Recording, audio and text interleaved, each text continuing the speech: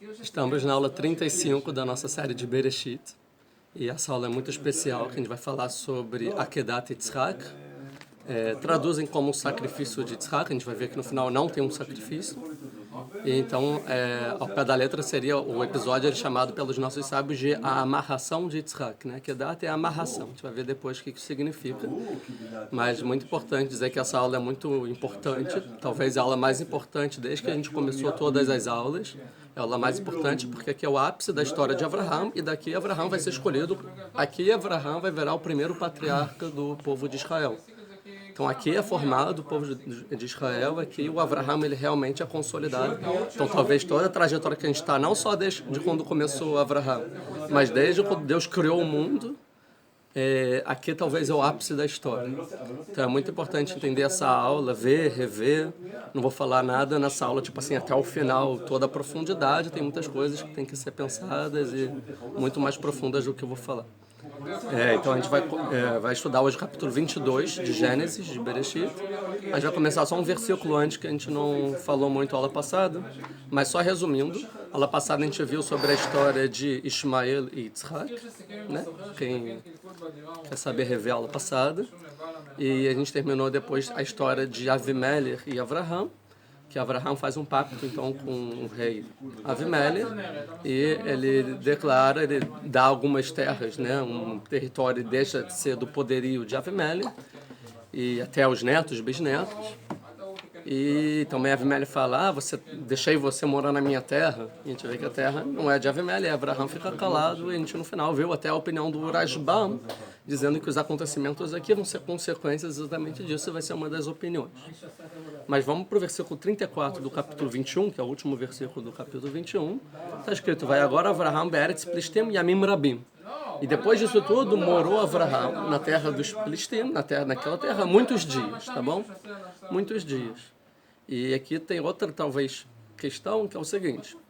Qual é a característica da sociedade da terra dos Plistim? A gente viu na outra, aula anterior, 32, 33, eu acho, né? 33, que é uma terra que tem tudo, só falta temor a Deus, certo? E lá Avraham mora muitos dias. Então, aqui, depois de muitos dias morando, Deus vai querer falar com Avraham e vai assim, você está morando numa terra que falta temor a Deus. Será que você foi corrompido, assimilado por essa sociedade? Então vamos testar se você tem ainda o temor a Deus.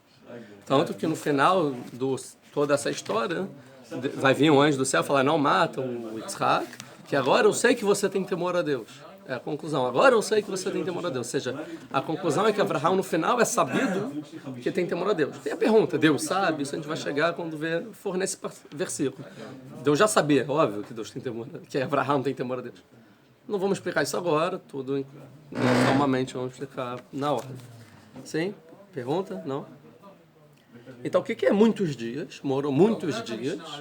O Rashi vai dizer que muitos dias quer dizer o seguinte, mais do que todos os dias que ele morou até então.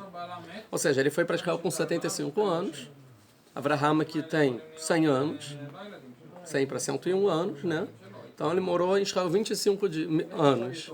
E a Mimrabim quer dizer que ele, mais que 25 anos, ficou lá na terra dos filisteus. Ou seja, aconteceu já, tipo, toda a história de Abraham que estou até agora, passou já esse tempo todo agora ele morando lá. Ou seja, muita coisa aconteceu. O que Abraham fez durante esses 25 anos na terra dos filisteus? É o versículo anterior a esse. É o 33. Vai estar Eshel Be'er-Shava, que lá onde ele morava, que era o Be'er-Shava, ele plantou um Eshel. Vai Krashem Beshem Hashem Elolam. E lá ele chamou o nome de Deus, o Deus do mundo, o Deus eterno. Então, o que é esse Eshel? Tem explicação. Um diz que é um pomar e tem um outro rabino que diz que é uma hospedaria.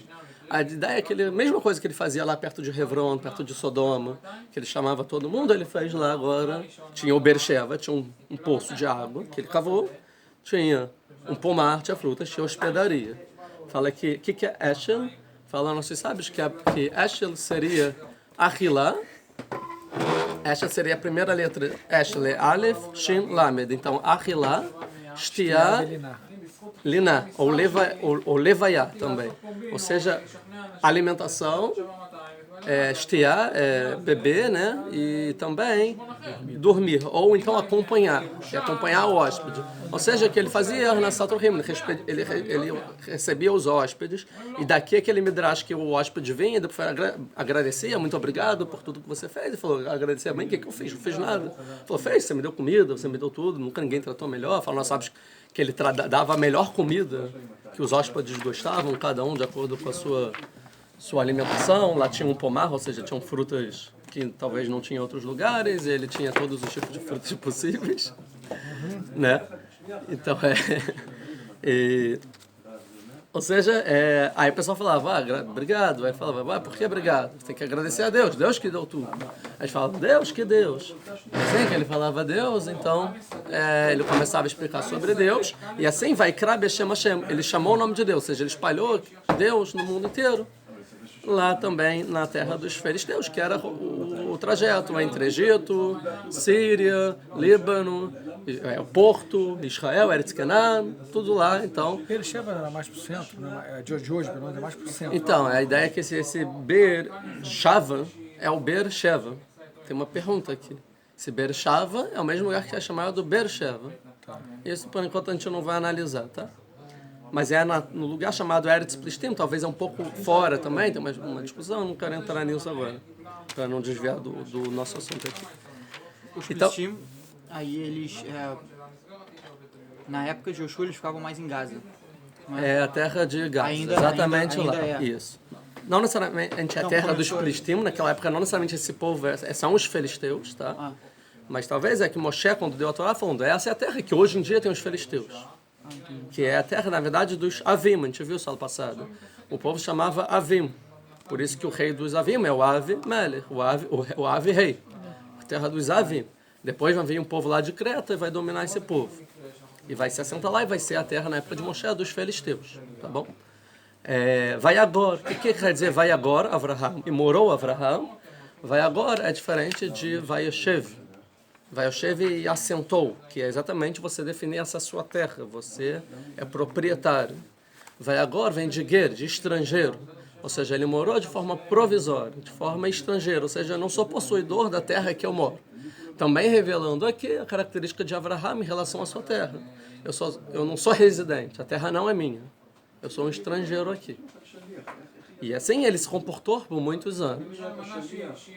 E aí chega logo o capítulo 22, o ápice da história, que tem que entender isso muito bem, cada questão aqui é crucial para a mensagem da Torá inteira, né? Do Tanakh inteiro, né? A Torá, os profetas e as escrituras do judaísmo, e também do povo judeu. Tudo que está escrito na Torá são profecias que são relevantes para todos os judeus, em todas as épocas. Então, esses conflitos, desde que a gente está começando, todos os conflitos que Avraham está passando, porque a gente está entendendo isso, porque a gente está entendendo os conflitos de Avraham, porque são os conflitos que a gente passa. Isso acho que pelas aulas está ficando bem claro, que todos os conflitos que estão na Torá são os conflitos de hoje em dia. E aqui, então, vai ser talvez o ponto de que Avraham vai ser identificado como ter o Zeut e o Din, né? A identidade como ser o povo judeu. Aquilo que a gente estudou lá atrás, que antes ele vinha dos hebreus, que foram expulsos, e ele era o último hebreu. E agora ele está fazendo toda uma história de ser o primeiro novo hebreu. Então, na verdade, é voltar à identidade do hebreu, né? Essa ideia. Aqui. Então, vai enriar devarim a ele. E foi depois dessas coisas. Ou seja, está conectado, vai rir. E foi conectado aos assuntos anteriores. E depois desses acontecimentos, via Elohim Nisait Avraham. E Deus, vamos traduzir por enquanto, testou Avraham. Também não é Deus. Vai a Elohim. E o Elohim. Tá? Então Avraham. Vai Omer Elá. Falou para ele, Avraham. Né? Chamou pelo nome. Vai Omer. E ele respondeu, estou aqui. Tem que entender cada uma dessas palavras. Vamos lá. O que é? Depois... Ahara Devarim a ele. Depois, Devarim a gente pode traduzir de duas formas. Ou Devarim seriam três coisas, na verdade. Acontecimento. Sim. O segundo pode ser coisas. e o terceiro pode ser palavras. E depois dessas palavras, tá bom? Então, depois desses diálogos, ou depois dessas coisas, ou depois desses acontecimentos, tá bom? Tem essas três explicações. Se a gente falar que for depois desses acontecimentos, que acontecimentos? Todos os 9 testes deles. Exatamente, todos os acontecimentos. Desde quando Deus fala pela primeira vez com Abraão até agora, depois de tudo isso, agora Deus testa Abraão. Quer dizer o seguinte, todos... os outros não foram testes? Foram testes.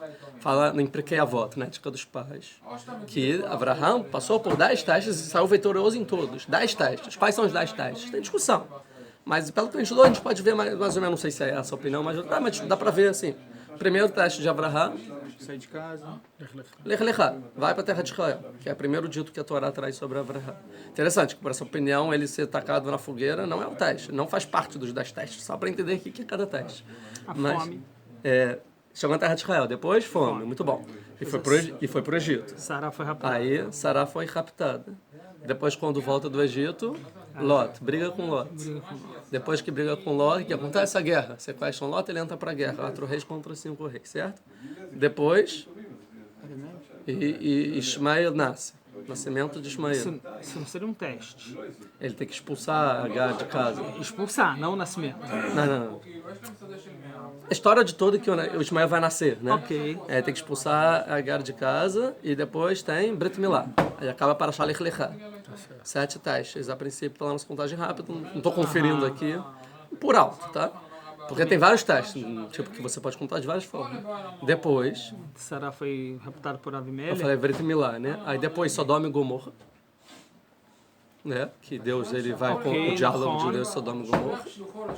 Depois tem Sará raptada por Avimelech. Então a gente vai contar 11. Eu acho, então vamos fazer assim, que o do Egito, que ele vai para o Egito e da Sará é o mesmo, é o Egito. Então vamos dizer que a gente está no 8, no 8. Então, Avimelech, depois expulsão de Ismael, de fato, certo? E Akedat Yitzhak, e esse é o último de Yitzhak. Então são os 10 testes. Depois de todos esses 9 testes, agora Deus vai testar Abraão. Essa é a ideia. Quer dizer que não tem comparação entre esses testes, tá? É um outro nível. Se Abraão é testado 10 vezes, quer dizer, obviamente, que o primeiro teste, o segundo teste não é igual ao primeiro. É bem mais difícil. O terceiro não é igual ao segundo, ou seja, vai aumentando gradativamente. Não tem graça, já passei no teste difícil, né? Para que o teste mais fácil. Então essa é a ideia. A gente viu, todos os testes basicamente testando se Abraão, por ser um tzadik, um justo, da característica de bondade, ele consegue lidar também com a característica de severidade. E a gente vai ver que aqui finalmente quando Abraão vai conseguir ganhar essa característica. Esse é o teste, é quando Abraão conseguir se conectar na característica do filho dele, de Yitzhak. Isso que Abraão e Yitzhak vão fazer lá em cima da montanha, que é a amarração de Yitzhak. Abraão amarra Yitzhak, ou seja, os dois conseguem finalmente se conectar. Existe uma conexão entre características que nesse mundo são antagônicas. A bondade e a justiça. Abraão, que a bondade ele não consegue interagir com a justiça, então Deus está testando ele e fazendo ele receber essa ideia e aprendendo e testar um pouco. E Yitzhak, que é a característica da justiça, ponto. E também, talvez ele não entende essa bondade de Abraão, ele não consegue se conectar com a característica do pai. E junto, lá em cima do monte Moriá, que a gente vai ver, essa união ela vai ser concretizada. Tá bom? A gente vai ver que esse teste é definitivo para Abraão. Abraão vai passar no teste. E qual é a consequência disso para Abraão depois? Perder Sará. Perder Sará. Perder Sará. Mas para Abraão, que depois disso, depois desse teste, que Deus vai se revelar para Abraão lá na montanha, vai ver tranquilo, muitos dias, vai ter filhos, ou seja, vai ter todas as bênçãos materiais, espirituais, tudo, óbvio.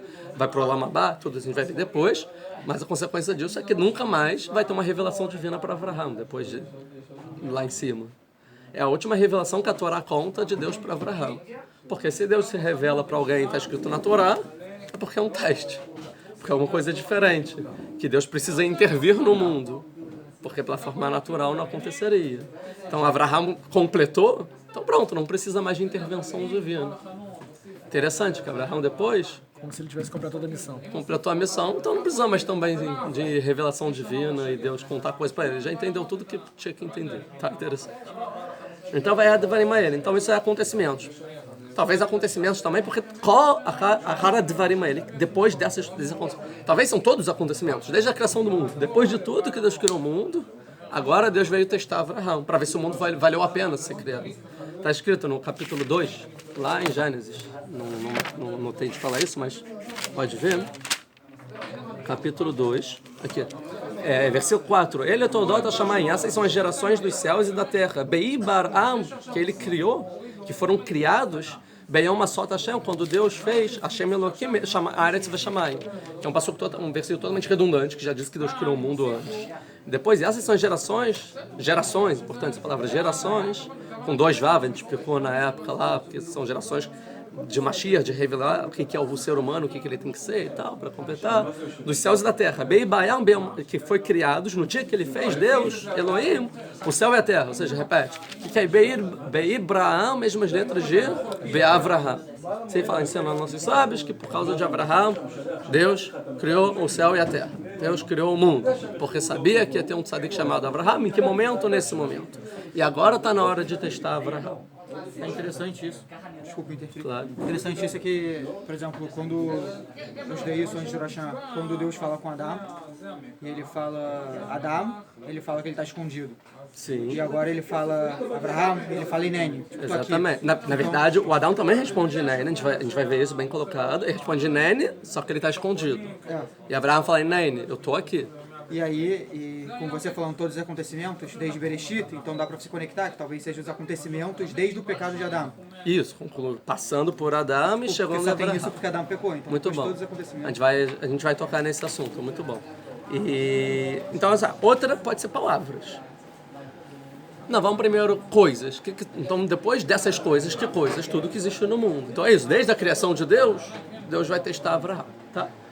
E vou passar rápido por isso, pode explicar muitas coisas também, não vou entrar aqui muito nesses assuntos, mas outra coisa são palavras, diálogos. Então aconteceram diálogos, e depois desses diálogos, então Deus vai testar Abraham. Esses diálogos, para ser didático, eu vou deixar mais para depois, para a gente entrar nesses diálogos e entender que diálogos são esses. Mas o primeiro diálogo que a gente já estudou é o diálogo entre Abraham e Avimelech. Depois que ele abriu mão da terra, então Deus vai testar Abraham. Na verdade, não é testar. Porque se a gente for por essa explicação, de acordo com o Rasman também, pelo Sforno, ou pelo Riscuni, desculpa, dois comentaristas grandes, Nissá não significa testar, significa punir. Então, depois desse diálogo, Deus foi punir Abraham. Tá? Então, é outra explicação, com a cara de punir. Pelo Rasman vai deixar bem claro. Aqui ele diz, a gente leu ontem, que é Veloim Nissait Abraham, fala Quintaró Vetziaró, quis fazer ele sofrer. Tziaró, né? Foi punição. Porque não se colocou para Abraham como tem que se colocar. Isso, tá? Interessante. Tá.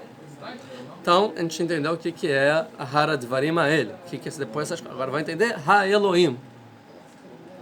E o Deus veio testar Abraham? Não. É Yud Kei Vav Kei que veio testar Abraham? É Elohim que veio testar? Não, foi Ha-Elohim.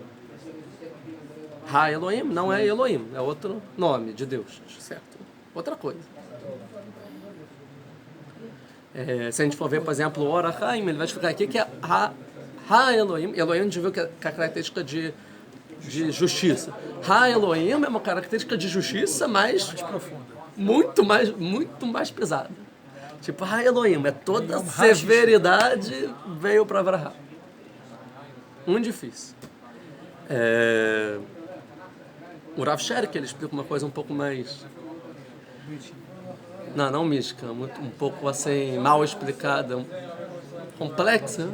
Ele fala que ele tem uma shitá, ele tem um caminho que diz todos os lugares que está a palavra Ha Elohim na Torá, você pode ver o contexto e ver que é um contexto que está beirando a idolatria. É tipo o limite entre a idolatria e o judaísmo, vamos dizer assim. Então, Ha Elohim é como se fosse a Deus, mas beirando a forma idólatra de ser. como que é que Abraham vai entender. Que é o quê? Eu tenho que matar meu filho. Isso era uma idolatria da época, a gente vai ver daqui a pouco. Tá? A gente vai entrar isso daqui a pouco, tá? Fica só com a pergunta na cabeça, depois a gente vai entrar, mas tá bom. E outra ideia que os sábios falam, o que é Ha Elohim? É Hu Vebeit Dino. Deus e seu tribunal. Tá? E daqui a pouco a gente vai entender também o que é Deus e seu tribunal. Mas vamos pegar essa ideia, que é Deus e seu tribunal, ou seja, Deus juntou com todo mundo e fala, vamos agora testar Avraham. Veloim. Tá. Nissá, o que é Nissá? Agora, que a gente traduziu, testar. Tem 4 opiniões para que significa a palavra Nissá, tá? De 4 comentaristas, 4 fontes importantes. A primeira significa testar, tá? De onde a gente vê testar, o Ramban, o Narmanides, ele comenta aqui. O que é Nissá? Nissayon, teste, é um desafio, um teste. E Breshut Murletet Beadó, o livre-arbítrio está totalmente na mão de Abraham. Ele pode fracassar ou não, 100%. Se ele quiser, ele faz, se não, não. Tá? Isso que ele fala. E ele fala um negócio dele, está escrito passuca aqui, Hashem Tzadik Ivran, que Deus, ele testa o Tzadik. Ou seja, quem é Tzadik, quem é justo, Deus testa. Quem não é Tzadik, Deus não testa. E aí ele fala um negócio interessante, porque a gente vê que todos os testes que tem no Tanakh inteiro, na Bíblia inteira, foram para Tzadikim, e os Tzadikim passaram nos testes. Todo teste que tem na Torá, o personagem passa no teste e é um Tzadik. Querendo dizer o seguinte, que a gente vê, não vê... Ele não passou, não entrou na Torá. Não entrou na Torá, ou então que não é um teste. Porque assim, isso é chamado de teste, mas todos os outros 10 testes que a voto chama de teste, não está escrito na Torá que Deus testou. Está escrito como a palavra teste. Então toda vez que a gente vê que a Torá fala, isso sim é um teste, é porque ele vai ser vitorioso, embora ele tenha um livre-arbítrio. Por quê? Porque Deus testa o tzadik, porque Deus já sabe se ele vai passar ou não. Ele sabe, ele é tzadik, ele vai passar, então eu vou testar. Tá? Ou seja, quer dizer o seguinte, que Deus testa por quê? Para ele mesmo. Isso é para Abraham. Para que Abraham ganhe mérito. Para que Abraham saia diferente, melhor da partir daí. Para o bem do tzadik. Por isso que ele testa. E assim a gente vê, todo teste na vida é para o nosso bem. Se a gente não conseguisse passar, Deus não testava. Só que os judeus pensam, se tem teste é porque a gente consegue passar. Porque não faz nenhum sentido Deus testar uma coisa que a gente não tem capacidade de passar, e Deus sabe. Né? Essa é a ideia. Mas Abraham podia perder no teste? Podia. Tá? Não vou entrar nisso sobre livre-arbítrio. E sobre que Deus sabe tudo, não vou entrar nesse assunto. Todo mundo tem o potencial de passar no teste. Se Deus faz é porque a gente tem potencial de passar no teste. E todos os testes da Torá, Isso. eles passam. Isso. Tá? Essa é a ideia. Então, teste. Mais alguma coisa para falar sobre isso? Sim. A ideia é o seguinte, será que Abraham, ele consegue botar na prática exatamente o que Deus sabe que ele tem no seu potencial? Podemos falar assim. Então, como a pessoa tira do potencial para a prática? Através de testes. Se está acomodado, a pessoa não vai se desenvolver. Só pode até se desenvolver teoricamente, sentimentalmente, medita, estuda. Eu faria isso. Mas se você não fez na prática, quem te disse que você não botou na prática? Embora potencialmente você cada vez está enfatizando determinadas partes dentro de você e se aprimorando, se isso não for utilizado na prática, você ainda não botou do potencial para a prática. Então precisa acontecer na existência, na prática. Então isso é um teste. Então se nunca tivesse, mesmo que Abraham já tivesse chegado, como de fato é o que acontece, Abraham já chegou no nível onde ele tinha que chegar. Mas ele ainda não teve oportunidade de mostrar na prática. Por isso o teste. Deixa eu falar, agora eu vou te dar a oportunidade. Porque se Abraham ainda não tivesse preparado para esse teste, não teria esse teste. Essa é a ideia. Que o teste só vem quando a pessoa está preparada. Por isso que esse teste só vem agora. A rara devaria ele depois dos outros todos, agora sim eu vou testar ele. Porque antes não. A gente vai ver daqui a pouco também que aqui também tem um teste para Yitzhak. Sim? E também a gente vai ver que esse teste só vem depois que Yitzhak está preparado para passar nesse teste. Antes, Deus também não mandaria para Abraham, porque o Yitzhak não estaria pronto. Por isso que não está escrito Vai Elohim Nissa Avraham. Está escrito Vai Elohim Nissa et Avraham. o Avraham. Esse et vai incluir Yitzhak. Tem quem diga. Quem é o et, ou seja, o que é de Avraham, também o Yitzhak. Tem quem explique. Um simbolismo, não é puxado, mas... Tá? Vai Omer Elav. E então... esse é o segundo. Então, primeiro a gente falou punição. O segundo a gente falou teste. Qual é o terceiro? O terceiro é o que... Quem fala isso é o Midrash, que fala que é tipo, eu tenho Ness Tzion, é uma cidade aqui em Israel, Ness Tzion, que é um passuco da Torá, mas falam nossos sábios que Ness, o que é Ness? Ness é o mastro, é a bandeira que você ergue no mastro. Então fala no Midrash, compara com um barco que você bota no mastro a bandeira, para que todo mundo olhe aquela bandeira, entenda. Talvez da linguagem de... Cadê? Onde eu botei aqui? Ram Venissá, que Deus é elevado, Venissá, Nissá e elevado. Né? Nissá e elevado. Ou seja, então depois de todos os acontecimentos, Deus quis elevar Avraham, quis transformar Avraham numa bandeira, que todos olhassem e falassem, uau, que cara é esse? O que ele fez? O que aconteceu aqui? E depois disso, ele virou o modelo para o mundo, uma bandeira para o mundo. Avraham virou o Avraham reconhecido no mundo inteiro. Até hoje em dia ele é uma bandeira, ele é um exemplo. Então, depois de tudo isso que Avraham fez por merecer, Deus resolveu elevar Avraham e mostrar, é isso que eu queria da humanidade. Esse é o caminho.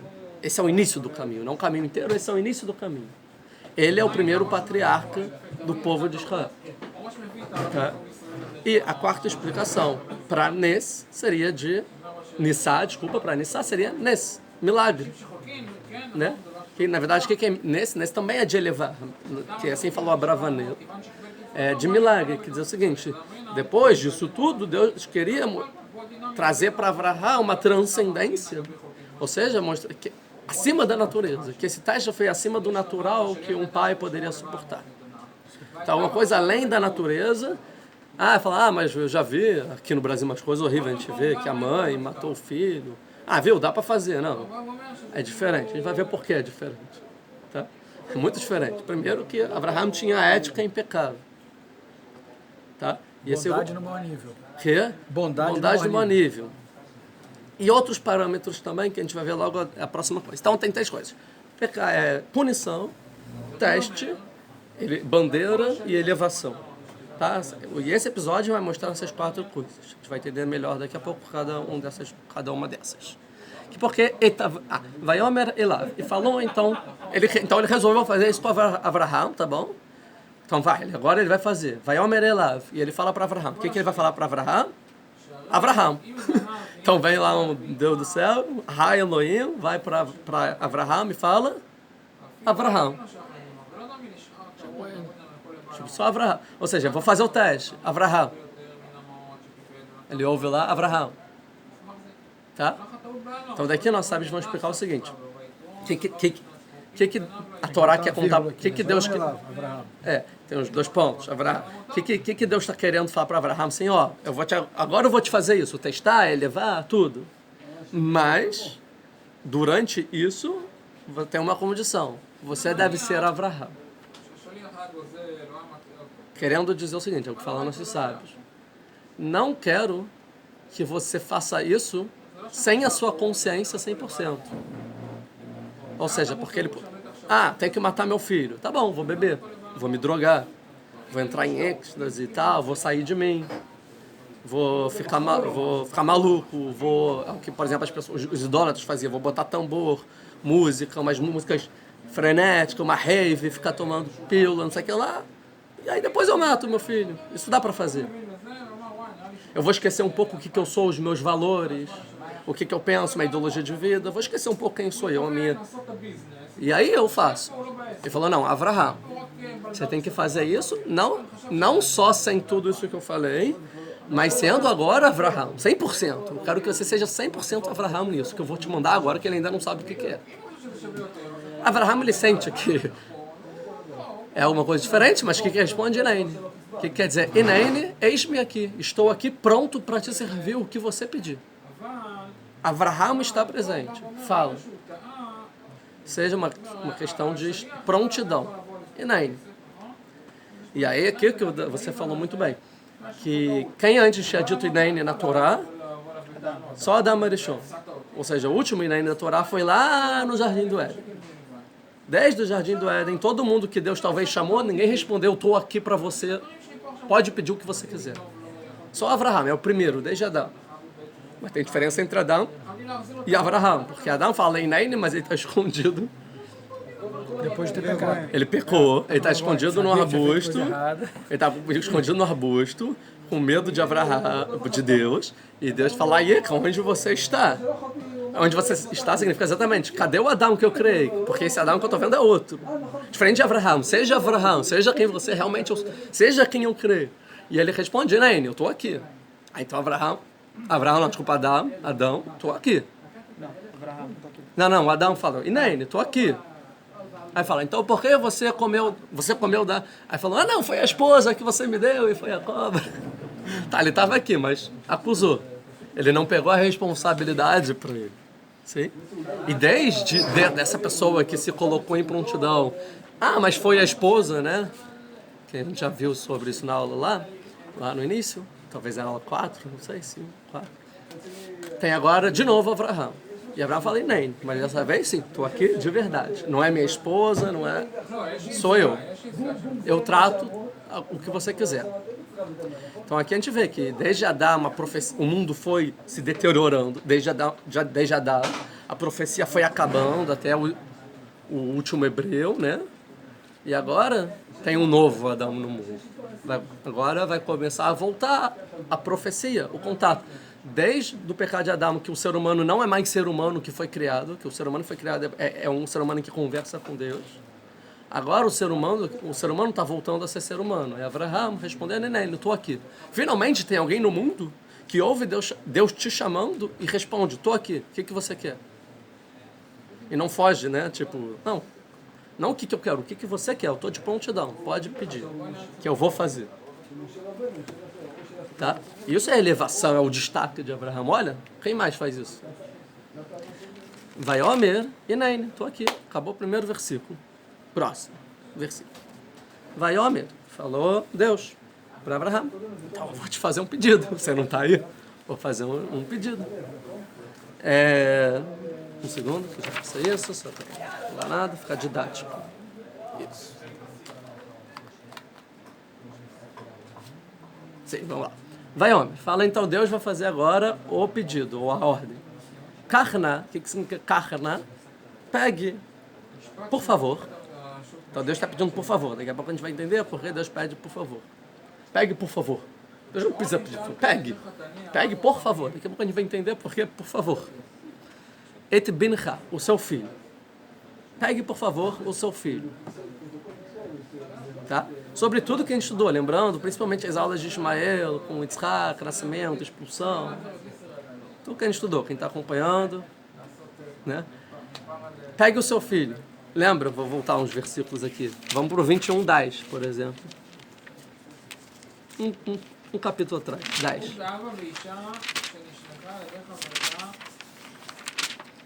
Aqui. Vatomer le Avraham, fala Sarah, fala para Avraham, Garesh Amazod, expulsa essa escrava, Evet Binah, e o filho da escrava, que lo irash etama azot, que essa escrava não vai herdar, im beni, com o meu filho, da Sarah, im Yitzhak. Vai irar davar meod bene Avraham. E Avraham, ele ficou muito chateado com as informações que recebeu, alodot benó, do seu filho. E aí então ele chama, quem é o filho? Alguém responde aí na aula, que perguntaram agora, que dá tempo de vir. Quem é o filho aqui? Ismael, pela informação de Ismael. Benó. Então agora Deus fala, pegue o seu filho. Tá? E aqui tem que entender que tem a percepção de Avraham e tem a percepção de Deus. Deus sabe quem é o filho de Avraham, que é Yitzhak. Avraham sabe quem é o filho dele? Ele tem 2 filhos. Tá? Essa é a ideia. É isso que o Midrash vai falar. Mas eu tenho, a Urashi fala também. Eu tenho 2 filhos. Eu tenho 2 filhos. Mas se Deus ele me pede, agora a gente vai ver porque Ele já falou quando mandou Ismael embora que a descendência viria de Yitzhak. Sim, verdade. Mas então por que ele ainda fala tenho 2 filhos? Então, Mais razão um ainda negócio dele é, achar que um ele negócio é vai pegar- acreditar, outro negócio é interiorizar na prática. Esse é o desafio aqui. Mas a ideia é o seguinte, quando Deus podia falar assim, pegue o Yitzhak, mas ele resolve fazer aos poucos. Pegue o seu filho. Então isso tem um porquê. Porque Abraham, a cada momento, esse dito é um teste por si só. E Abraham vai refletir a cada parte do dito. Pegue o seu filho. Ele pensa, eu tenho 2 filhos. Mas Deus sabe... Mas Deus, ele disse que eu tenho um filho. Porque não disse, pegue um dos seus filhos. Fala, pega o seu filho. Ou seja, o dito de Deus é assim, você tem um filho só. Mas eu tenho 2 filhos. Ou seja, a partir de agora, eu sei que para Deus eu tenho um só filho. Só um pode ser chamado de filho. E o outro chama de quê? Já estudou, de nar, jovem. Mas quem é então? Né? Quem é? Mas agora eu sei que Deus está exigindo de mim que eu saiba quem é o meu filho. Sim? E quem é? Então Abraham pensa sobre isso. E Deus continua. Eterhiderra. Eterhidra. O seu único, o seu especial. Abraham fala, eu tenho 2 únicos. Um é único de uma esposa, o outro é único de outra esposa. Mas agora eu sei que Deus sabe que um é o único. Quem é? Deus fala, então, Asher Ahavta, o que você ama. Abraão entende, então é Ismael. Não é quem eu amo. Eu tenho 2 filhos. Um é igual a mim, o outro é totalmente diferente, eu não consigo me relacionar com as características dele. Totalmente opostas. Um ainda é alguém que não fez nada na vida, eu nunca me entendi com ele, as características dele. O outro sou eu inscrito. É tipo a continuação, já está pronto. É só dizer, vai, agora você segue, Ismael. A gente viu o Azal todo, a filosofia de Abraham, é o que Abraham pensa. Ismael está pronto para fazer o que Abraham quer no mundo. E o pai está conectado justamente, porque o pai vê no filho uma continuidade dele próprio. E óbvio que a continuidade dele próprio é Ismael, e não Yitzhak. Yitzhak é totalmente uma continuidade de uma coisa que ele não é. Sim, mas podemos passar também, amo os 2, tá bom? E óbvio que Abraham amava os 2, porque é o amor de Abraham, o homem da bondade, sobre os seus filhos. Filhos nesses que vieram em circunstâncias tão diferentes das circunstâncias. Sim? Então, achar rápido, mas aqui Deus fala assim, então eu tenho que amar. É um é o que eu amo? É um? Isso é a coisa mais difícil para Abraham, talvez de tudo. Por um pai já é difícil. Imagina, tipo, Deus está te formando que você tem que amar mais um filho que o outro. É estranho. Mas para Abraham, o que ele quer de mim? Yitzhak. Aí vem o Yitzhak. Que? Selou. E aí agora, retroativo, Abraham começa pensando tudo. Uau, minha vida inteira, tudo que eu quis, tudo que eu penso, e agora está fechado. É o Yitzhak. Ou seja, quem eu deveria amar é o Yitzhak, a característica de severidade, é o justo da severidade. Como eu amo. Esse é a minha continuidade. Mas se essa é a minha continuidade, ele vai mandar agora eu matar ele. Tem uma incongruência aqui. Certo? Ele vai mandar eu matar quem ele prometeu que é o meu filho, que é a continuidade. Que é todo o objetivo que ele falou, sai da sua terra, por quê? Para fazer um povo. Agora eu entendi, só nesse momento, eu entendi que é o Yitzhak. Só nesse momento. E agora ele manda eu matar ele. Então talvez esse é o objetivo, mas Deus não volta atrás da sua palavra. Certo? Então será que o objetivo é Yitzhak, mas Yitzhak vai morrer e Ismael vai sobreviver e de Ismael é a continuidade? Sim? A gente vai ver que tem um comentário que eu li muito interessante que vai ler o seguinte. Vai dizer assim, quantos anos tinha Yitzhak nessa história? 37. 37 é a opinião de Urashi, da maioria dos sábios, tá bom? O Ibn Ezra, ele fala que ele devia ter por volta dos 13. Porque a gente vê o seguinte, Yitzhak nasceu, ele parou de amamentar há 3 anos. E depois disso, Abraham viveu muitos dias na terra dos Plistins. Então, o que é muitos dias? Meio relativo.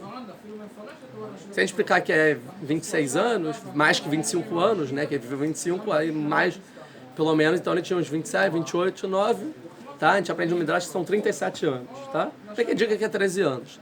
Daqui a pouco a gente vai ver um versículo que ele vai botar a lenha quando ele está andando, para o Yitzhak carregar. Todo aqui a gente vê também que não é tão pequenininho, que ele está carregando toda a lenha do Mizbeach. Então, Tem também a questão que a gente sabe qual a idade que Sarah teve Yitzhak.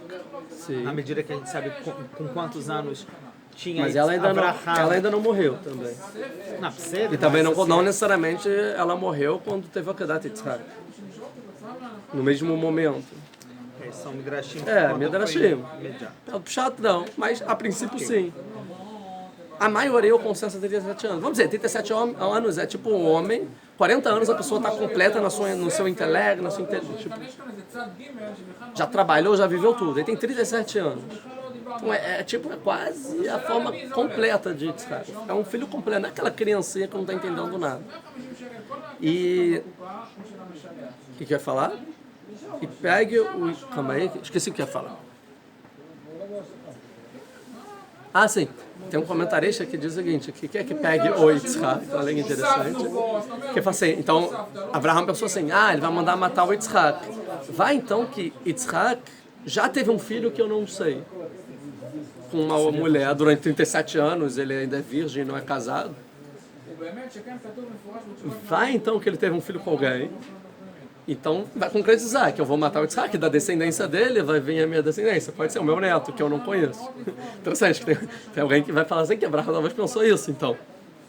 Quem defende a ideia? Eu não estou lembrando, talvez é o Riscone. Sim, depois eu quero ter tempo, mas interessante. Acharam rápido, aí tem Yitzhak. Tá bom, então pega o Yitzhak, entendi. A ideia aqui, tem um Midrash que fala exatamente o questionamento de Avraham. É mais ou menos o que eu contei, não? Acho que eu não vou voltar ao questionamento de Avraham, mas o Midrash conta, os sábios querem dizer o seguinte, que esse conflito não é só de Avraham. Esse conflito é de cada Yehudi na história do povo judeu, em busca da sua identidade. Tipo assim, quem é meu filho? Ou seja, qual é o conflito aqui de Avraham? Qual é a minha identidade que deve perdurar para os meus descendentes? A identidade como bondade ou como justiça? Qual caminho eu vou priorizar? E sim, todo judeu tem os costamentos, é Yitzhak ou Ismael. E sim, todo judeu tem como pensar sem Ismael. Sim, eu acho que o objetivo de Deus é Ismael, sim. É dizer que Deus é monoteísta, é fazer bondade com todo mundo, espalhar Deus no mundo. Acho que esse é o objetivo do povo judeu. E todas as gerações, muitos judeus caem nesse erro, achando que esse é o objetivo do povo judeu. Que não é. Esse é o objetivo do povo árabe. Já explicou isso várias vezes. Então é uma questão aqui. Então para que terra? Se é Deus para o mundo inteiro e tal, para que terra? Ou então, justiça, mas também é estranho, justiça, a gente vai entender melhor, a gente só falou da bondade sobre Ismael, a gente ainda não chegou no Yitzhak para entender os dilemas da justiça. Depois dessa história a gente vai mudar de fase, né? A ideia da justiça para misericórdia, mas vai aumentar, né? Então, mas quando ele fala Yitzhak, ele entende, é isso que Deus quer, essa tem que ser a minha identidade, então eu estou pronto. Sim, então é isso que eu tenho que fazer da história, então eu estou pronto para seguir por esse caminho. Então pega o Yitzhak, aí agora é interessante, velech lecha, e ande e vá para ti. Mesma coisa quando o primeiro dito de Abraão, lech lecha, vai para a sua terra. Mesma coisa. Tem um Midrash que fala o seguinte, que lech lecha aqui, lech lecha lá. Então é que a gente aprende que esse é o primeiro teste, esse é o último pé. Começou com lech lecha e terminou com lech lecha. Qual a diferença entre os dois testes? O primeiro e o último. Gigante a diferença. Porque quando quem lembrar dos primeiros aulas que a gente fala de Avraham, qual é o teste de Avraham para ir para Israel? É o seguinte, eu já tenho 75 anos, eu já fiz minha vida inteira, eu já tenho alunos, eu já teve toda uma ideologia no mundo. Quando Deus me manda ler lechá para sua terra, tipo assim, se desconecta todo o seu passado, esquece o seu passado e vai construir algo futuro. É mais ou menos esse é o teste, certo? Isso é um desafio muito difícil, você conseguir se desprender do seu passado para dar um passo em prol do seu futuro. Tipo, toda a minha identidade é ligada ao que eu já fiz, e não o que eu irei fazer, que está errado. Na verdade, a nossa identidade é o que nós devemos fazer. Essa deve ser a nossa identidade. É isso que Deus está querendo falar para Abraão. Todo o seu objetivo é, tipo, a identidade do seu filho. O que eles vão fazer no mundo, não o que você fez. O que você fez não importa mais. Já passou. Então, essa era a dificuldade dele. Agora, qual é a dificuldade do último Lech Lechá? O oposto disso. É o oposto, é quando tudo, na verdade, no final, você desconecta de tudo e você fica imaginando o seu futuro, e você fica a vida inteira pensando em quem é o meu futuro, até que chega um momento que fala, e aí, Yitzhak, e você entende agora qual é o seu futuro, e Deus fala, agora mata o seu futuro. Ou seja, não desprende do seu passado, desprende agora do seu futuro. E você se desprender do seu futuro é muito mais difícil do que você desprender do seu passado. Porque a vida inteira do ser humano, igual fala, os caminhos de Deus são tortos, o homem pensa e Deus tipo ri, como se fosse, né? Vê a tzata chama e takum, mas o que Deus quer que vai acontecer? A gente pensa, não, por que você está fazendo isso? Ah, porque eu quero me formar. Por quê? Porque eu quero trabalhar nisso. Porque eu vou casar com aquela, que eu quero ter filhos nessa época, tantos filhos. Que eu quero viver aqui, aí Deus está lá em cima. Tipo, bota ele 50 anos, vamos ver se alguma coisa que ele pensou é o que aconteceu. Não, óbvio que não. Mas a pessoa, muitas coisas que a pessoa não muda, isso até na tchuvá, de voltar disso, é porque a pessoa está muito ligada ao futuro. Tipo assim, não, mas se eu fizer isso, eu vou perder os meus amigos, eu vou perder o meu estilo de vida. E isso que eu planejei para a minha vida não vai ser mais, porque agora tem que fazer isso que Deus pediu. E na verdade a gente é muito mais moldado ao que a gente pensa sobre o nosso futuro, do que a gente é moldado ao que a gente fez no nosso passado, que também é uma questão difícil. E o Lech Lechá se desprende do que você achou que era o seu futuro, que não é. E agora você vai entender qual é o seu futuro. Então esse é o Lech Lechá muito mais difícil de desprender do futuro do que desprender do passado, embora os dois são muito difíceis, os dois são testes. Os dois são por si só muito importantes serem pensados. Então, é isso, pega o seu futuro, o Yitzhak, agora você sabe, pela primeira vez você sabe exatamente quem é o seu futuro, vai Lech Lechá. E vai. O que é Lech Lechá? Lech Lechá não é tipo, da partir de agora lá vai ser outra história, vai Lech Lechá de novo. Da partir de agora é outro Avraham, é outra história. Tudo que você fez, que você achou que você era moldado pelo que você fez na sua vida, esquece, porque da partir do que você vai fazer agora é a sua história realmente importante. É o terceiro passo na vida de Avraham.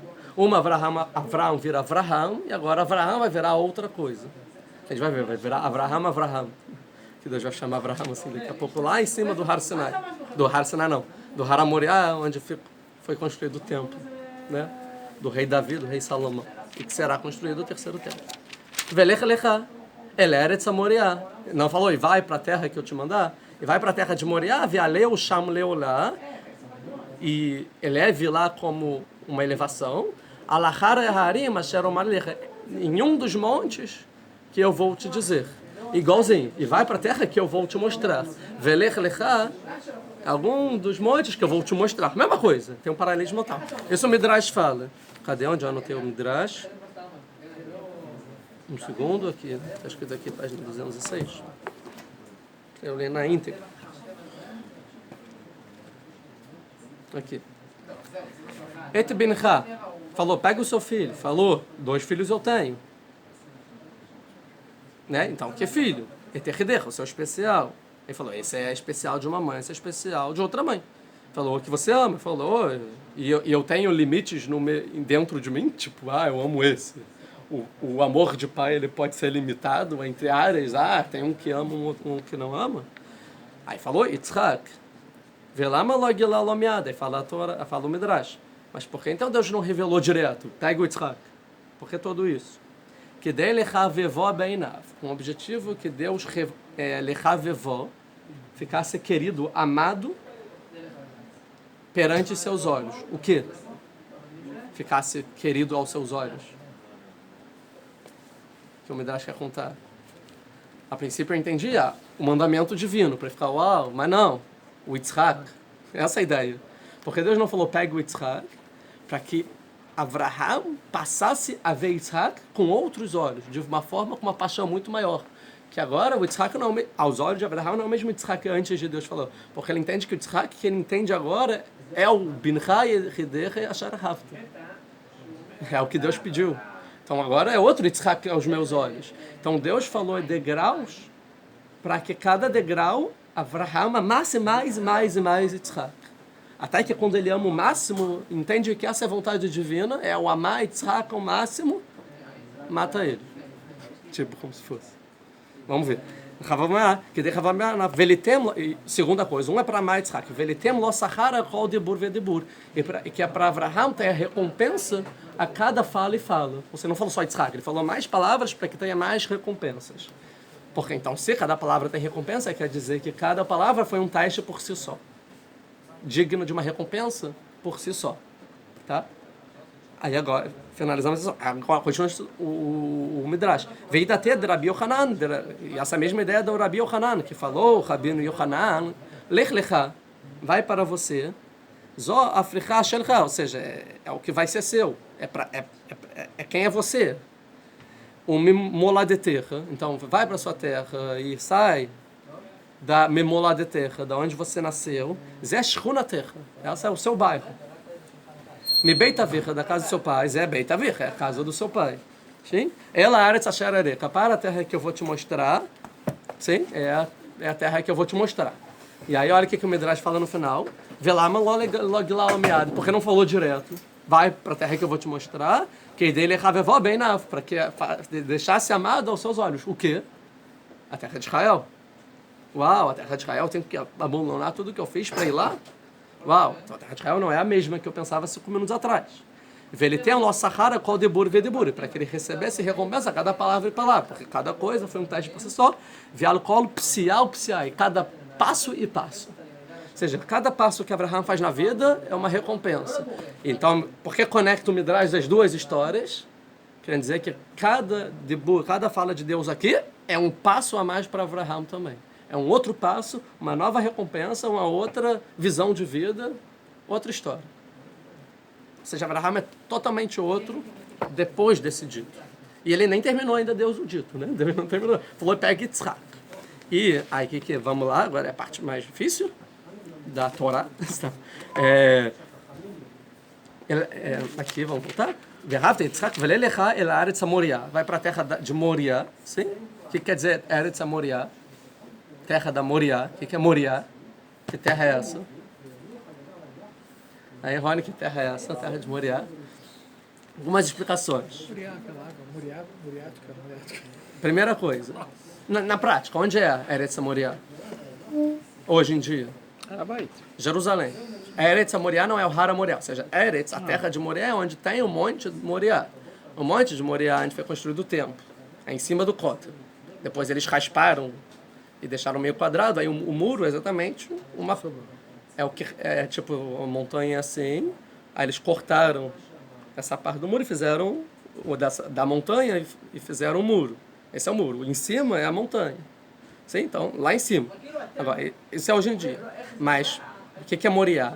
Então, fala o seguinte, é Jerusalém, como está escrito em Devrei Amim 3.1, ou seja, em Crônicas 3.1, Livnot et Beit Hashem Yerushalayim Behara Moriá, que foi para construir a casa de Deus em Jerusalém, no Monte da Moriá. Esse versículo a gente vê que Hara Moriá é o monte que foi construído o templo. Os nossos sábios falam que de lá, porque chamou de Moriá, porque de lá vai vir a Orá para Israel. De lá vai vir os ensinamentos de Deus para o povo judeu. Como está escrito, que isso não falam, mas a gente pode ver que Mitzion Tetzet Torah, Dvar Hashem Yerushalayim, que de Sião vai sair a Torá, a Orá, o ensinamento, e a palavra de Deus de Yerushalayim. Quando é a primeira vez que a palavra de Deus sai de lá, depois desse episódio, que Deus vai falar com Abraão e vai abençoar o povo, os descendentes dele. Outros vão dizer que é o Ktoret, que o incenso que fazia no Beit HaMikdash tinha o mor, que era uma das especiarias, que eu não sei traduzir em português, alguém sabe qual é a especiaria mor? Então, a mirra, boa, a mirra. E lá é um monte que tinha as mirras, ou seja, uma das especiarias. E tem uma terceira explicação do Onkelos, que era lá, a quarta explicação do Onkelos, que lá é o lugar onde você vai trabalhar para Deus. Vai ter um trabalho para Deus, ou seja, o trabalho no templo, o serviço sacerdotal dos sacrifícios e tal. Também. E a quinta explicação, o que é Hara Moriá, como está escrito, Li El Haramor, né? Sobe para mim, para o monte do Mor. Har Hamor, é uma das estivadas hoje em dia, em Shirachirim 4.6, Cântico dos Cânticos 4.6, está dizendo isso, que Har Hamor é Yerushalayim, tá? E outra explicação, que eu pulei uma, sim, de Moriá de temor, né? De ira, morar, o que é morar? Temor. Certo? Ou seja, que lá é o monte do temor. Que lá Deus vai falar, agora eu sei que você teme a Deus. Que lá vai vir o temor para o mundo. E de lá o povo judeu vai ensinar a todos os povos o que é temor a Deus. Isso talvez ainda não aconteceu, mas vai acontecer. Tá? Ou seja, de lá a mensagem de Deus vai vir para o mundo inteiro. Então, sobe para o mar, a Moriá, para o monte, a Moriá. A gente já viu esse simbolismo de monte antes, que Abraão era o monte. Tá? Agora a parte mais difícil. Vialeu, Sham, Leolá. Traduzindo, Vialeu, o que é Vialeu? E eleva-o, ou seja, pega Yitzhak. E o eleva, Sham, lá, no monte Amoriá, Leolá. O que é Leolá? Como elevação, né? Como elevação. E eleva lá como elevação. Alahara Arim, em um dos montes, que eu vou te mostrar. Dentro do Eretz Amoriá, da terra da Moriá, tem várias montanhas. E vai para um do que eu vou te mostrar, que é o Hara Moriá, que é o monte da Moriá, que a gente vai saber depois. Ou seja, o que Deus manda Abraham fazer?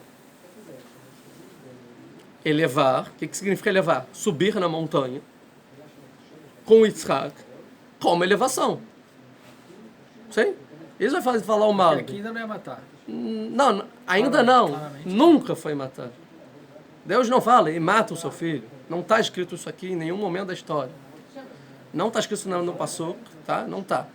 E eleve e suba com o seu filho. O Malbim vai pegar toda a gramática, que nunca está escrito na Torá inteira, no Tanakh inteiro, sobre o trabalho de sacrificar, está escrito leolá, aleu, e sim está escrito leakriv, leaktir, lestachavé, lassot, nunca o verbo laalot. Não existe isso.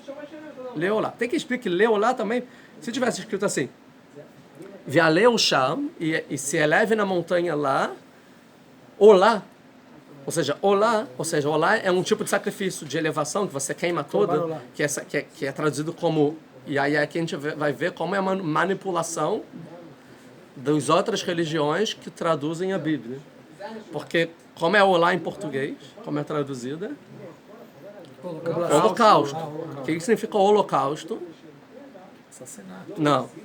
Holocausto é o sacrifício de olá. Holocausto significa você pegar o sacrifício e você queima todo para Deus. É um sacrifício que você queima todo para Deus. Isso significa holocausto, tá bom? Ponto final, tá? Em hebraico, como significa o que chamam, que aconteceu com o povo judeu, holocausto? Shoah, que significa Shoah em hebraico? Extermínio. O que aconteceu na Segunda Guerra Mundial com o povo judeu? Extermínio. Sim? Como os não-judeus traduzem holocausto. Que não tem nada a ver com o que aconteceu lá no campo de concentração. Não foi um holocausto. Por quê? Olha a maldade. Olha... Foi um sacrifício para Deus? Exatamente. Porque traduzem assim o versículo. Porque quando você vai ver a tradução desse versículo, você vai ver, pegue o seu filho e sacrifique ele. Como lá, como um holocausto. Que isso que Deus pediu. Isso é como traduzem os cristãos e outras religiões. Por quê? Porque é o pai pedindo, matando o filho. É Deus pedindo para o pai matar o filho como um sacrifício. O que acontece quando você sacrifica o seu filho? Você salva o mundo inteiro. Entenderam que é exatamente essa a história do cristianismo sobre Jesus. É o pai matando o filho. E o filho morre em salvação ao mundo inteiro. E a fé de Abraham, a fé nele é o que salva. Coisa que não está escrita na Torá. Em momento algum, em nenhum versículo, está errado isso. Certo? A gente vai ver depois melhor por quê. Momento E aí o que acontece? Conceito... Então, teve um conceito depois da Segunda Guerra Mundial num padre que morava aqui em Israel, veio morar em Israel, ele era até professor, acho que na faculdade Ivri, tá? E ele fez essa tese, que porque existiu o Holocausto, que o povo judeu morreu para perdoar o mundo inteiro, assim como Jesus fez. E, obviamente, uma coisa não tem nada a ver com a outra. Uma história não tem nada a ver com a outra, e não foi isso que aconteceu no Holocausto. Claro que não. Primeiro, que aqui não está contando a história de um pai sacrificando o seu filho. Isso está contando uma história de um pai que não sacrifica o seu filho. 2, Deus nunca mandou o pai sacrificar o filho aqui, não está escrito isso. Tá bom. Tá? Deus não mandou. Não mandou. Mas o que Abraham entendeu? Entende? A gente vai ver daqui a pouco. Isso é o próximo passo. A gente não chegou ainda o que Abraão entendeu, mas entendeu o que Deus mandou. Ele não mandou sacrificar o filho. Então é uma história que Deus não mandou fazer. Tá? Acho que quer elevar também. Tem que entender que quer elevar. Que quer elevar, exatamente. Mas é elevar, tá escrito aqui elevar o filho, elevar ele. Né? Elevar o filho. Levar, leolá. E eleve para elevação. Para elevação. Não está escrito Tá para quem. subjetivo, Não? pode ser os dois lados. É, pode ser os dois. E é isso que vai acontecer. Os dois vão se elevar, óbvio. O primeiro patriarca e o segundo. Tá? E é exatamente a ideia aqui que tentaram corroborar de justamente chamar esse episódio de holocausto para você conectar com a palavra em hebraico que é olá, para chegar nesse versículo e falar, viu, aqui está o holocausto na Torá. Que é exatamente a história do Jesus como nacionalidade. Tá? Mas óbvio que não, porque Deus não mandou matar os judeus no holocausto, não foi Deus que mandou, foram os nazistas. Foi Hitler. Não compara Hitler com Deus. Segundo, que todas as particularidades do assunto são totalmente diferentes. Um aqui é um tzadik, que Deus mandou uma coisa, ele entendeu errado, que tem um propósito para a humanidade, não tem uma crueldade, ninguém foi morto, ninguém foi queimado, ninguém é mal aqui na história. Diferente dos nazistas.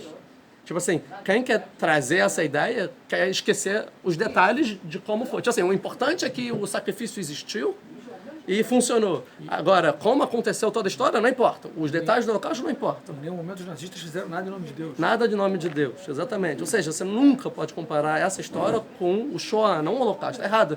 O judeu, eu gosto da Gladys, que ela já escreveu isso no... Fala, um judeu não pode chamar aquilo de holocausto. Talvez de forma didática, porque isso não foi um holocausto. Ninguém se queimou para Deus naquele momento.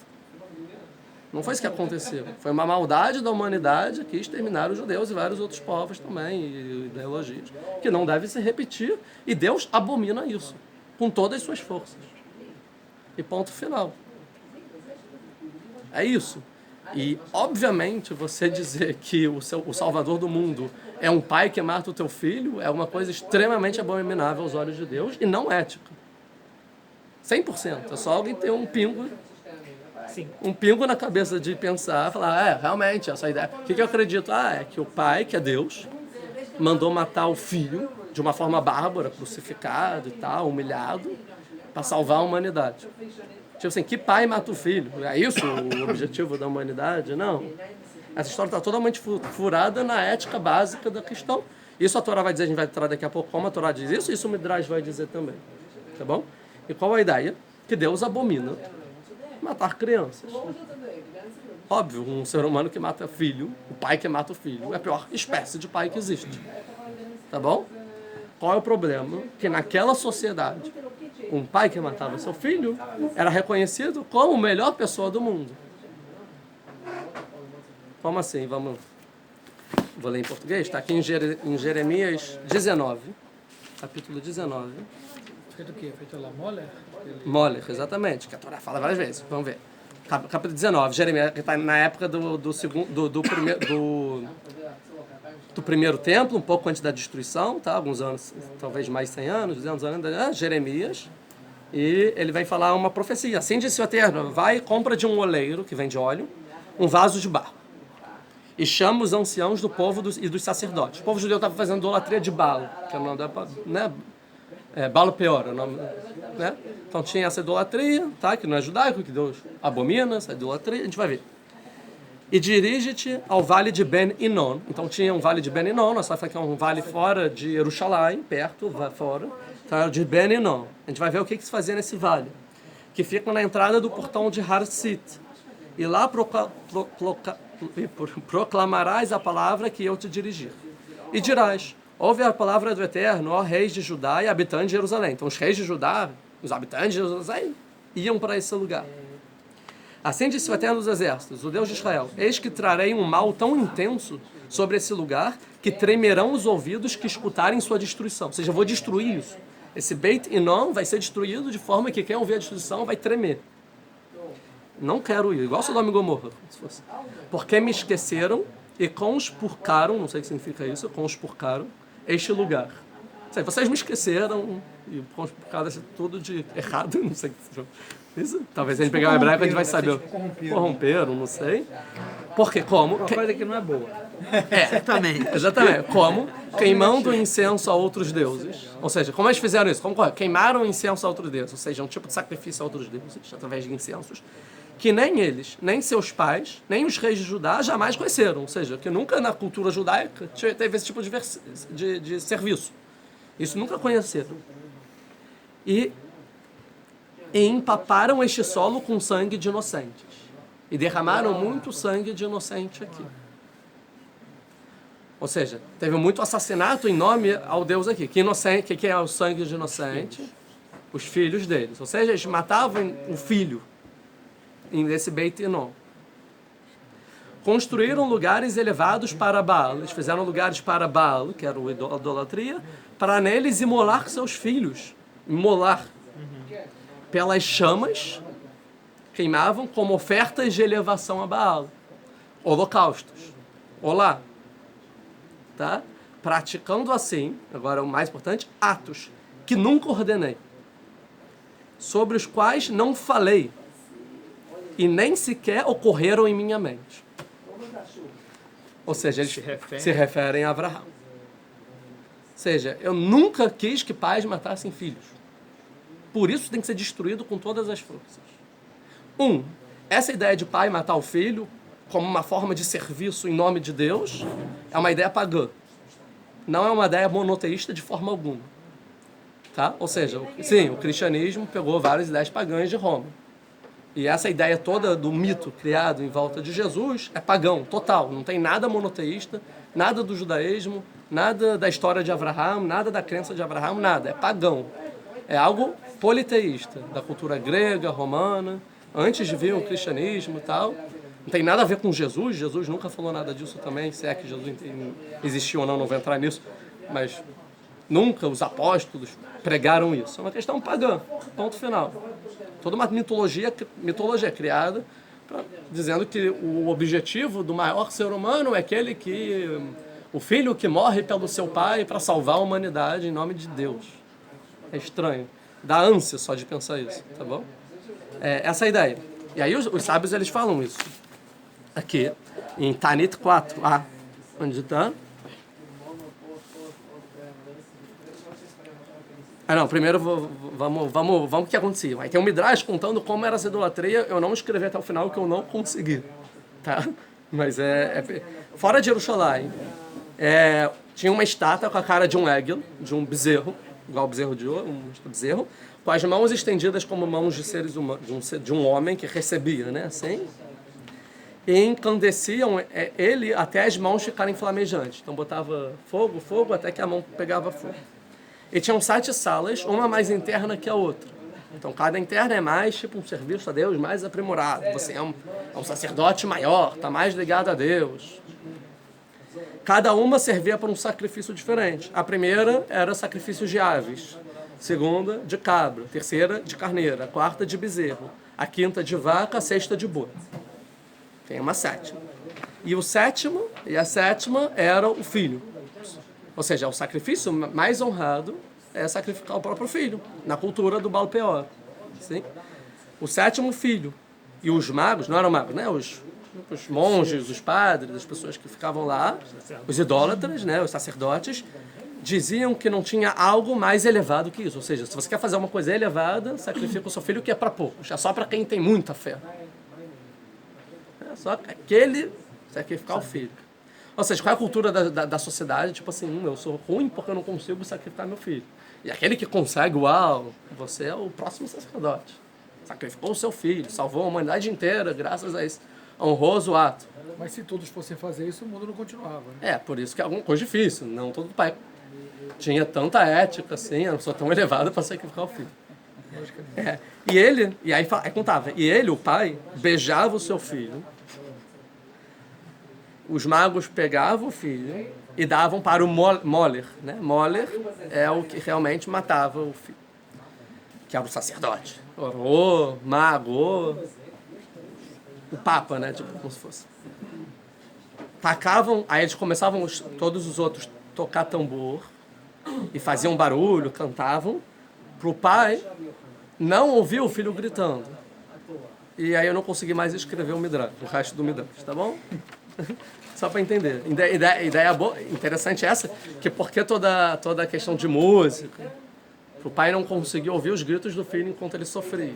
Mesma coisa aqui, ele falou, seja Avraham, não quero você bêbado, não quero você tocando música, não quero fazer igual os pagãos da sua época fazem. Essa era a norma da sociedade de Avraham, essa é a ideia aqui. Tá? Qual a ideia? A norma da sociedade de Avraham é que os religiosos, os mais religiosos, são aqueles que conseguem matar o seu filho para idolatria. E essa é a bandeira de Avraham na vida dele inteira. Ele ia para todo mundo e falava, Deus não quer um assassinato de uma criança. É isso que Deus não quer. Deus é um Deus ético, é para a gente perpetuar a bondade, a justiça, as características absolutas de ética divinas, que são as 7 sefirot. Vou entrar nisso. Tem sobre Sefirot HaOmer no meu canal. É isso que Deus quer, que sejamos pessoas éticas, uma sociedade ética. É isso que Avraham vem plantar. E a coisa que ele pegava mais é contra a idolatria. E a pior das idolatrias é matar o filho, de todas. Não tem idolatria pior que essa. Tanto que a gente vê na Torá a severidade do Moller, que quando a Torá fala, não, faça isso. Tipo, de forma alguma. E era tão, como se chama isso? Essa ideologia era tão, seduzia tanto na cultura que o povo judeu, quando entrou em Israel, se corrompeu e fazia também, que é esse vale aí, que o profeta Jeremias falou, vou destruir isso tudo. Isso com o tempo funcionando aí. Então funcionando, ou seja, é uma ideologia que até hoje ela é popular. Tá? É o serviço religioso. É aquele que sacrifica o seu próprio filho, até o seu próprio filho para Deus. Você nunca ouviu isso, essa história de Akedat Yitzhak? Avraham, ele acreditava tanto que ele podia até matar o seu próprio filho para Deus. Uau, Avraham é Avraham. Tá hoje, nas duas religiões talvez mais adeptos no mundo também, que pegaram do paganismo esses conceitos, que não são nada éticos, nem monoteístas e nem lógicos. Eu queria te interromper, só o seguinte, tá bom, Hashem não mandou Abraham matar Yitzhak. Sim. Só que Abraham entendeu que ele a gente vai entender, a próxima etapa, porque Abraham entendeu, a gente não chegou ainda aí. Não, isso entrou também, o conceito entrou o judaísmo, ele recebe isso como sendo um grande teste pelo qual Abraham... É um grande teste. Entendeu que havia sido submetido e passou por esse teste. Vai ter uma ração. Mas aí, a gente não acabou a história, tá bom? Mas a ideia aqui, a gente vai ver muitos comentaristas que vão dizer qual foi o teste. Que não foi, o teste não foi Abraham matar o filho, foi quando o anjo fala não mata. Aí é o teste, não mata. É o outro mandamento que vai ter depois. E não mata. A gente vai ver o conflito de Avraham. E aí ele não mata, passou no teste. O teste foi para perpetuar para todas as gerações que Deus não quer que ninguém mate o filho. Ponto final. Esse é o aprendizado da história.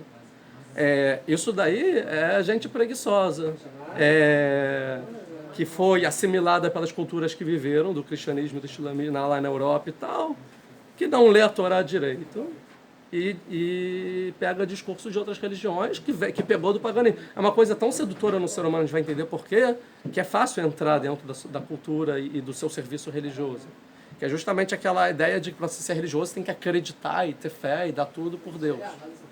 Que Deus, a gente vai ver, muito claro as ideias. Estou trazendo aqui, mas tem que ser muito... Por isso que eu falei, é muito importante, tem que ser tudo muito bem trabalhado, porque são coisas muito importantes para a identidade do povo judeu, e o conflito que o povo judeu tem em todas as épocas é justamente essa, tá bom? Que é exatamente a ideia de Avraham achar que o seu sucessor é o Ismael. Que qual é a cultura de Ismael, quem é o mártir do Ismael, quem é a mãe que é elogiada lá dentro do Ismaelim, a gente conhece, é aquela que manda seu filho se matar. Que cultua a morte, é aqueles que matam os filhos. Uma cultura, o Deus é aquele que morreu em nome de todo mundo, que o pai matou ele. O outro, o Marte, é aquele que consegue fazer com que o seu filho mate em prol do seu Deus. Paganismo isso. Tá bom? É isso. E a idolatria é o quê? Aquele que consegue... O maior do sacrifício é o quê? Aquele que mata o próprio filho. As três... o politeísmo, o cristianismo, o islamismo está baseado em matar o filho. E o judaísmo vem trazer essa história no ápice para mostrar como o judaísmo não é isso. Deus não quer isso. E os rabinos, eles reforçam, que é isso que eu ainda não... Essa é a ideia, mas só terminando. Então, Avraham, ele lutou contra isso. E quando ele ouve Deus falando isso, ele fala, uau, muito difícil. Agora, tudo que eu fui contra, Deus mandou eu fazer. E aqui é uma dificuldade para Avraham, a gente vai entender melhor. Mas o Midrash, ele vai falar o seguinte. Vamos lá. Que? Onde eu botei? Calma, o Midrash. O Midrash vai falar o seguinte.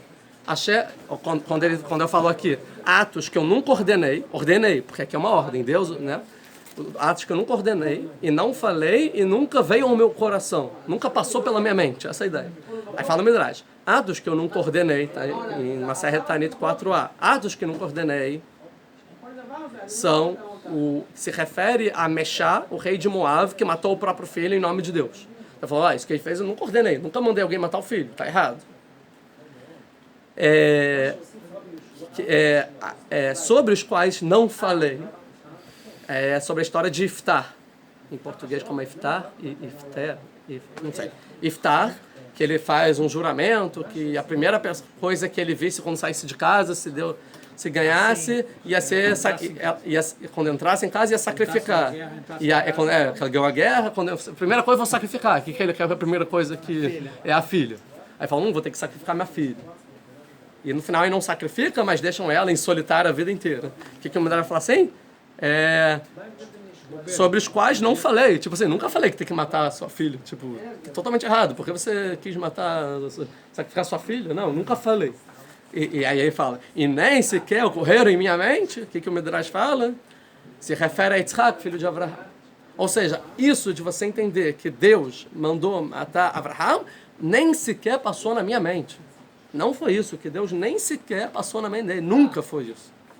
Não é que foi e depois Deus voltou atrás. Não. Nem sequer. É uma crítica a Avraham, que Avraham entende isso. Que tipo, Avraham, como você entende?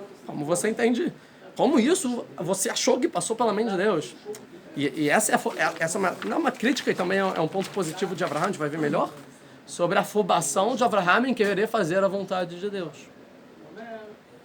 Tá? A gente vai ter que fechar, a gente vai ter que continuar a outra aula, mas eu quero então... a gente vai ter que... eu vou ter que trazer... Eu quero me adiantar só uma parte... Eu vou querer me adiantar só uma parte de um Midrash, só para deixar isso muito aberto, tá? Que é o Midrash de Avraham, do próprio Avraham. Olha que interessante. Deixa eu só ver a página. Eu anotei aqui, né? 142, tem um Midrash todo aqui, mas... Olha, Midrash. Que é aquilo. A Haradvarim a ele, depois dessas palavras, que diálogos são esses? Que diálogos? Aí o Midrash vai contar que diálogos. Vai falar aqui que é diálogos, é porque tinham Meharerim. Tinham ideias no mundo que pensavam, questionavam Avraham Avinu. Será que ele é tzadik mesmo? Será que isso é tudo? Ele teve um filho com 100 anos. E aí chamou todos, fez uma estegadol, uma grande festa, chamou todas as pessoas poderosas. Existiu vários tipos de pessoas, não só pessoas, mas seres no mundo, que começaram a pensar e questionar. Mas Avraham é isso tudo? Então, depois desses ditos, depois desses questionamentos, Deus falou, então está na hora de você virar a bandeira? Está na hora de eu mostrar para o mundo inteiro que você sim é Avraham, que sim você é tzadik, que esse é o caminho e não outro. A gente vai entender isso na aula muito bem que vem, tá? Cada um desses, que são detalhes importantes. Mas qual a ideia aqui? Olha aqui, a Haradvarim a ele, vai Elohim Nisavra. Depois desses ditos, Deus testou Avraham. Harmai, depois de quê? Amar Rabi Yohanan, falou Rabi Yohanan, mas um Rabi Yossi ben Zimra. Falou o Rabino em nome de Yossi ben Zimra. Depois das palavras do Satan, do anjo acusador. Como está escrito, vai Gdal, vai Elid, está escrito, e cresceu um menino, vai Gamel, e ele parou de amamentar. E ele fez um mistegador, um grande amar, falou acusador para Deus. Ribono shel olam, Senhor do mundo, Zaken Zé, esse velho, Hanantó Lemeshaná, você teve piedade dele com 100 anos. Pribetem, deu um filho para ele. Mikol Seudash Assaló, e toda a refeição que ele fez, Lohayá, Lotorehá, não teve uma pomba. Ou gozalo, né, uma ave. Errado ele é para sacrificar para você, não fez um sacrifício. Amarló, falou ele, não, ele fez tudo pelo seu filho, tipo, toda a festa foi pro filho dele.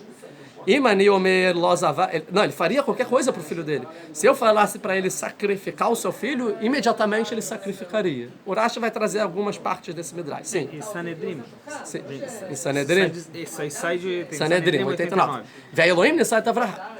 Então, tinha um pensamento do anjo acusador em relação a Abraham não ter feito sacrifícios. Tá? Mas não é esse, é outro aqui, isso. Ahara dvarim a ele, depois dessas palavras. Ahara irurim dvarim sheusham, depois dos pensamentos, das hipóteses que surgiram lá, nesse banquete. O que aconteceu? Miharer. E quem foram esses? Quem pensou em quê? Olha, interessante. Abraham pensou. Ou seja, Abraham estava questionando a si próprio nesse banquete. Aí é que é o ponto, que eu queria só pegar para outra aula. Ele falou, se Marte, porque a gente viu o anjo acusador, tá bom, mas Abraham, se Marte, Vessamarte etakol. Eu fiquei feliz e fiz todos felizes. Veló e fraste ele acabou de Baruchu, ló para errado, e eu não separei para Deus uma única vaca. Veló aile errado e um único carneiro. É a mesma coisa do Satã. Ou seja, quer dizer que não só Satã acusava isso, como o próprio Abraham se questionava sobre isso. Amar lo Kadosh Baruch Hu, falou Deus para Abraham, Amenat nemar lo shekriv lit bincha velat não. Se eu mandasse você sacrificar, você nunca ia nem questionar, tipo, parar. Você faria. Ou seja, é o seguinte, isso que você fez de ficar feliz é muito maior do que qualquer sacrifício. Adatei de Rabi Eliezer, ou seja, quer dizer o seguinte, o próprio Abraham tinha esse questionamento. Será que eu sou menos, eu não sou tudo isso, e eu sou digno de tudo que Deus está fazendo por mim, já que sacrifícios eu não estou fazendo? Um sacrifício de boi? E nem estou falando sobre o sacrifício do meu filho, que aí é maior do que o sacrifício de boi, que o boi é o sexto. É o sexto quarto, eu nem estou falando do sétimo. Então tinha esse pensamento dentro de Abraham. Ou seja, Abraham também estava assimilado pela filosofia da época. E já que esse pensamento estava dentro, quando Deus ele só falou, vai se elevar com seu filho, ele... aquela culpa que tem dentro. Será que todo mundo faz isso? Esses são os reconhecidos, eu vim contra isso, eu nunca fiz isso. Será que isso me falta? Aí Deus falou, ele falou, é isso que ele falava, é para matar meu filho. E de tanta afobação para conseguir ser completo com Deus, é o que se fala, sabe, a gente não faz o dik-duk.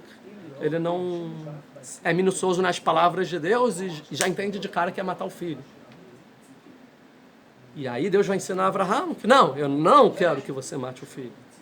Esse pensamento por si só estava errado. E é uma resposta. Viu? Como está todo mundo errado.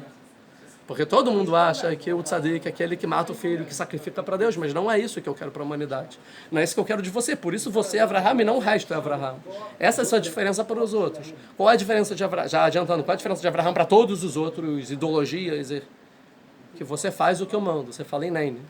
Mesmo que eu falasse contra tudo que você acredita de Yitzhak, você nem ia. Você ia fazer.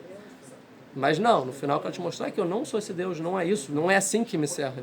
Eu não gosto, eu abomino, isso nunca passou na minha cabeça, nunca ordenei. É isso que vai falar, ó. Aí isso é Abraham, mas eu vou falar, Malachei Ashar etamru, os anjos do céu também estavam questionando Abraham. O que eles falavam?